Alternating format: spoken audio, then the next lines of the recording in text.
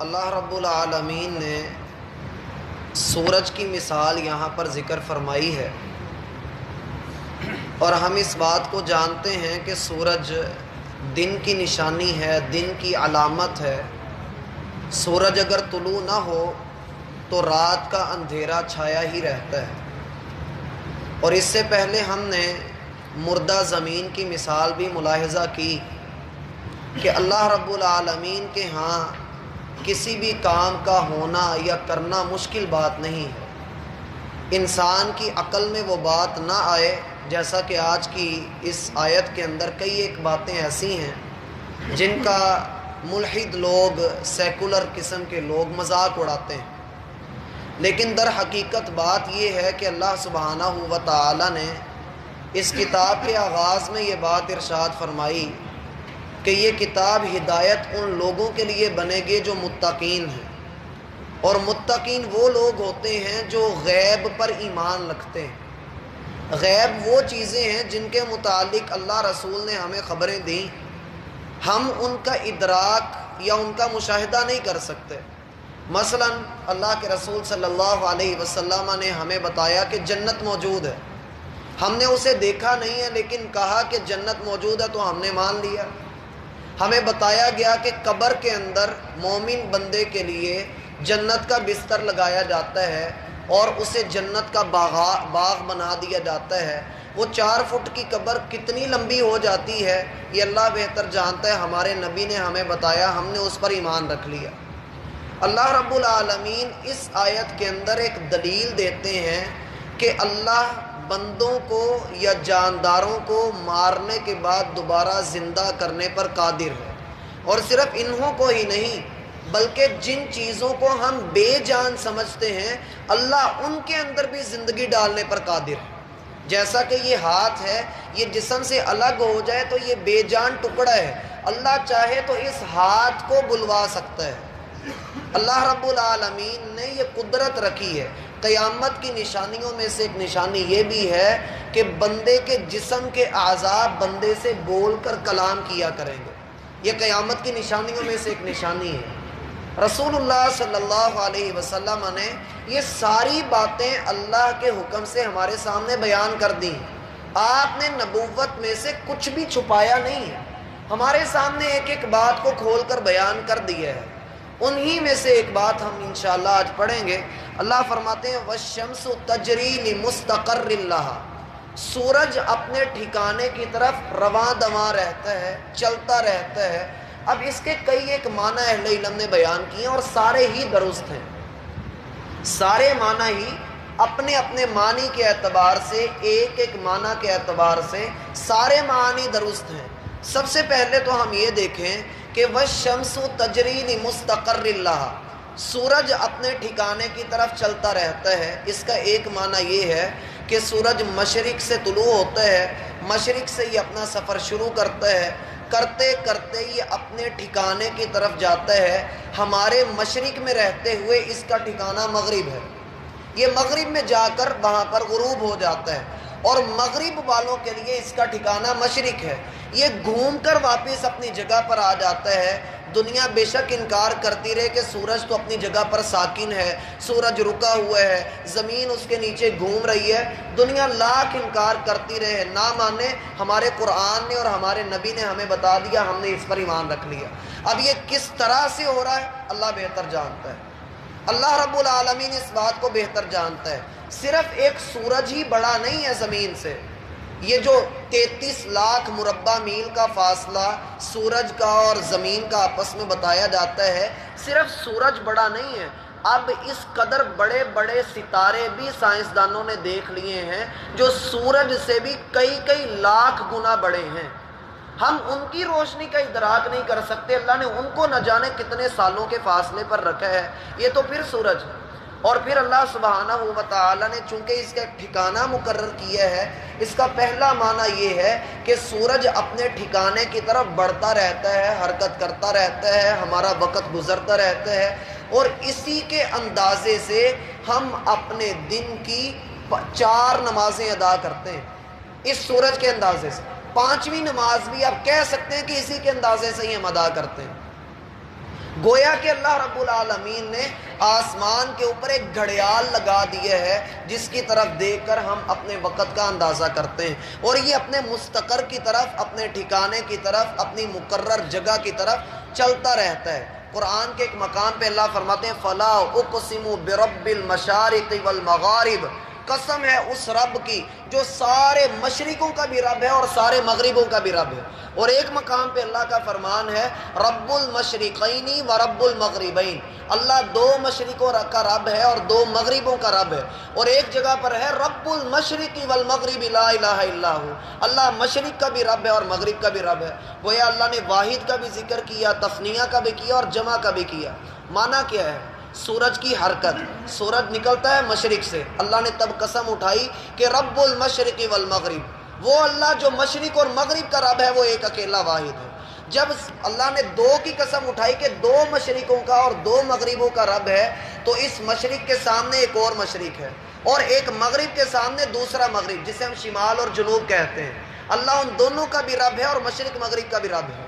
اور جب مشرق اور مغرب کو اللہ نے جمع استعمال کیا کہ اللہ سارے مشرقوں کا رب ہے اور سارے مغربوں کا رب ہے، میرا بھائی جیسے جیسے سورج اپنی حرکت کرتا ہے، اپنی جگہ بدلتا ہے، اس کی جو لوکیشن بدلتی ہے اس حساب سے، اب سورج اگر مشرق میں ہے، ہمارے اس سائڈ پہ سورج پہنچا ہوا ہے، اس سائڈ سے اس کی یہ مشرق اور وہ اس کی مغرب، جیسے جیسے وہ آگے بڑھتا جا رہا ہے اس کی مشرقیں اور اس کی مغربیں بدلتی جا رہی ہیں۔ اللہ سب کا رب ہے اور ہر چیز کا جاننے والا ہے، اس لیے کہا کہ لا الہ الا ہو، وہ ایک اکیلا ہے، اس کا کوئی معبود نہیں اور کوئی اس کے ساتھ شریک نہیں۔ فَاتَّخِذْهُ وَكِيلًا، اگر دوست بنانا ہے تو اس کو بناؤ۔ پھر اللہ فرماتے ہیں وَالشَّمْسُ تَجْرِي لِمُسْتَقَرٍّ لَهَا، سورج اپنی جگہ پر اپنے مستقر کی طرف، اپنے ٹھکانے کی طرف رواں دواں ہے۔ اس کا دوسرا معنی یہ ہے کہ اللہ نے سورج کی 360 منزلیں مقرر کی، 360 دن اللہ نے اس کے مقرر کیے ہیں اور 360 دنوں کے بعد سال بدل جاتا ہے۔ اللہ رب العالمین نے اس کو مقرر کیا ہے، یہ ایک سال تک چلتا رہتا ہے یہاں تک کہ ایک سال پورا ہو جاتا ہے۔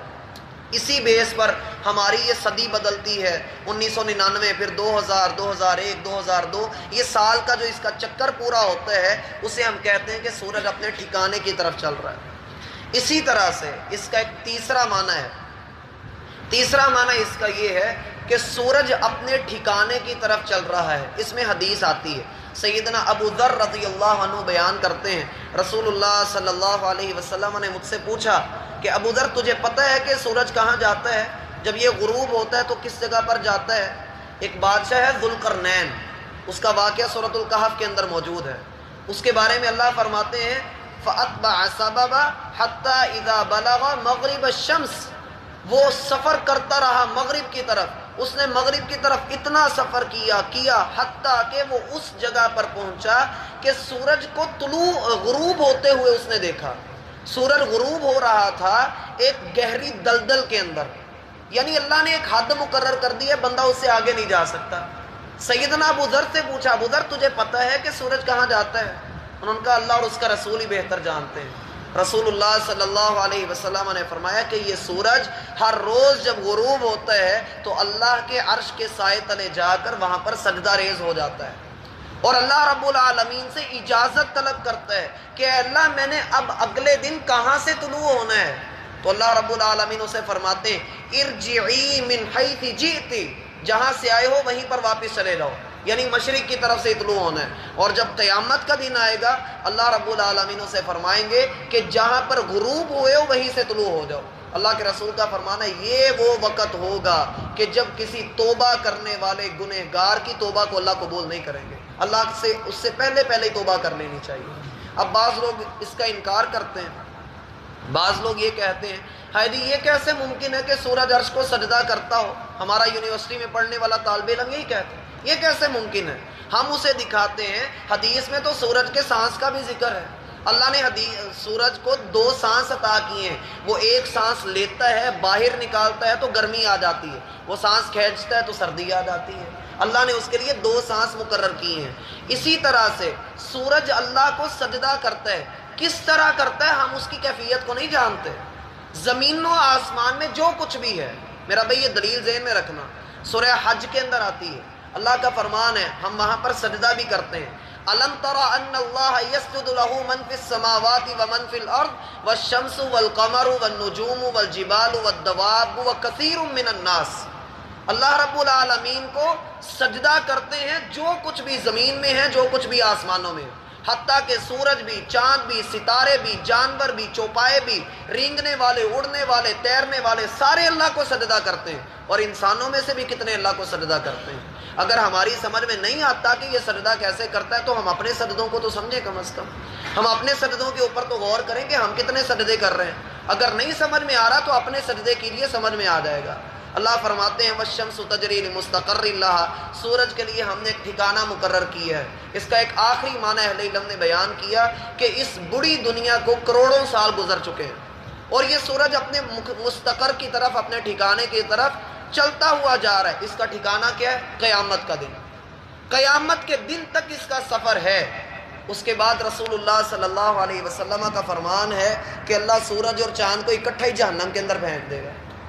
صحابی نے جب یہ حدیث سنائی تو ان کا شاگرد کہنے لگا ان دونوں کا کیا قصور ہے؟ کہا تم کون ہوتے ہو یہ سوال کرنے والے؟ جب اللہ کے رسول نے کہہ دیا کہ جہنم میں ڈالا جائے گا تو ڈالا جائے گا. اللہ کو پتہ ان کا کیا قصور ہے، اللہ کو پتہ ان کو جہنم کے اندر کیوں ڈالنا ہے. اس کے اوپر خاموشی اختیار کرو. پھر اللہ فرماتے ہیں ذالک تقدیر العزیز العلیم، جو عزیز اور علیم رب ہے اس کی طرف سے سورج کا یہ کام مقرر کیا ہوا ہے. اس کے اندر انسٹال کر دیا ہے اللہ نے کہ بھائی تو نے ایسے ہی چلنا ہے. تیرا سردیوں کا موسم اس طرح سے گزرے گا، تیرا گرمیوں کا موسم اس طرح سے گزرے گا. اور یہاں پر یہ دو صفات ذکر کرنا بھی توحید کی دلیل ہے کہ وہ اللہ جو اتنے بڑے سورج کو دوبارہ اس کی جگہ سے طلوع کر سکتا ہے، کیا وہ مردوں کو زندہ نہیں کر سکتا؟ بات پچھلی چل رہی ہے ابھی تک کہ جو لوگ انکار کرتے ہیں ان کو ان چیزوں کے اوپر غور کرنا چاہیے.